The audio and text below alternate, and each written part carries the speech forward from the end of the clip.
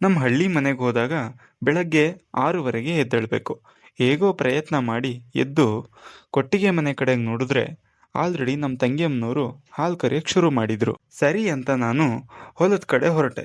ಸುತ್ತ ಹಸಿರೇ ತುಂಬಿರೋ ಈ ಒಂದು ಜಾಗಕ್ಕೆ ಬಂದ್ರೆ ಕಣ್ ತಂಪಾಗುತ್ತೆ, ಮನಸ್ಸು ಶಾಂತವಾಗುತ್ತೆ. ನಮ್ಮ ತೋಟದಲ್ಲೇ ಇರೋ ಮುನೀಶ್ವರ ದೇವಸ್ಥಾನಕ್ಕೆ ಹೋಗಿ ಕೈ ಮುಗಿದು ಬೆಂಗಳೂರಲ್ಲಿ ಟ್ರಾಫಿಕ್ ಕಡಿಮೆ ಆಗ್ಲಪ್ಪ ಅಂತ ಕೇಳ್ಕೊಂಡು ಅಲ್ಲಿಂದ ಹೊರಟೆ.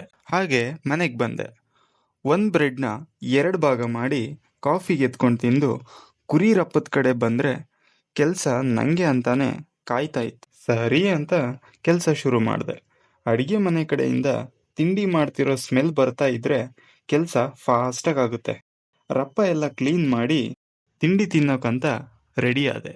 ಅಲ್ಲಿ ನೋಡಿದ್ರೆ ಬಿಸಿ ಬಿಸಿ ಬೋಂಡ ಚಿತ್ರಾನ್ನ ರೆಡಿಯಾಗಿತ್ತು.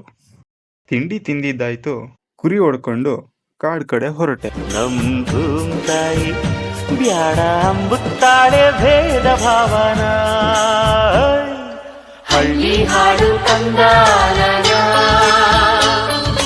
ಹಳ್ಳಿ